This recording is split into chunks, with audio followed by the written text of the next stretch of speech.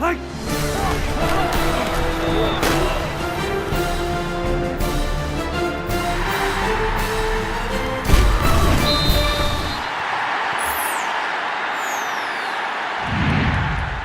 the Opupco Studios in Oklahoma City, this is an OSU update. I'm Jenni Carlson. The NFL Draft Combine is over, but the ripples continue. It sounds like the St. Louis Rams are going to trade their number 2 pick in the draft. Gina Mizell joins us on the phone to talk about what this could mean for Justin Blackmon. Gina, what could this mean for Justin Blackmon?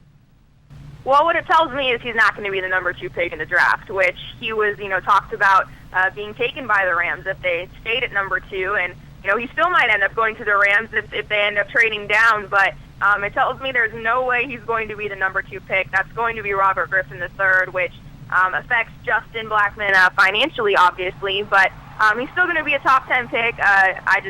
I don't see any way he becomes that number 2 pick if the Rams trade it, because if someone trades up to get it, they're trading for Robert Griffin III. They're not trading for Justin Blackmon. Right. Yeah, and you mentioned the financial hit, but still a guy that's probably projected to be a top 10, no doubt. Where do you see him falling? Do you think the Rams are crossing their fingers that he'll still be there, or is there another team that could potentially get that shot at him that wouldn't have had it otherwise?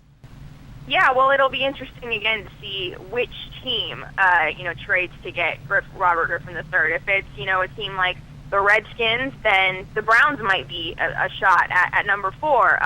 If it's the Browns, then obviously, they won't have a pick until later, so that wouldn't be a destination. But I think Tampa Bay could be a good spot for him if they don't go, or they don't use the free agent route to grab a wide receiver. I think, potentially the Vikings. They're probably looking more for an offensive lineman and would be more inclined to go with Matt Khalil. But, the Jaguars at number 7 would be an option. They definitely need some help for Blaine Gabbert. So I still don't see him dropping out of, the 7th pick overall. But and if the Rams and the Browns trade and the Rams suddenly have the number 4 pick, then I think that would be an option for him. So again, it's kind of like you need to see which team decides to pull the trigger and make that move. But, yeah, I still don't see him dropping out of, the 7, 8 picks here. He's still going to be a top 10 pick for sure. With the Rams potentially making this move, if they still get him, Gina, is the upside to this that trades like this tend to bring a ton of picks for that team? Maybe this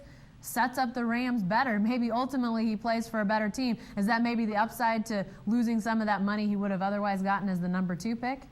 Oh, yeah, absolutely. I mean, whoever puts it, it's going to be a bidding war as far as which team can put together the best package to get that number 2 pick. And the price is going to be pretty high, obviously, because, the Rams know that a few teams are interested in getting RG3. And so, yeah, if they acquire, several picks, not even just this year, but maybe over the next couple of years, they'll be able to put a lot of pieces together, you would think, because, again, that's the Rams' issue. They were 2-14 last season, so, yes, they need a big play wide receiver to help Sam Bradford out, but they also need a lot of other pieces as well. So, you would think that would put them in a better position if they were able to, if they were smart with those draft picks and were able to fill a couple of different holes, then, yeah, that might end up being better in the long run for both Sam Bradford and Justin Blackmon if that's where he winds up. All right. Thanks, Gina.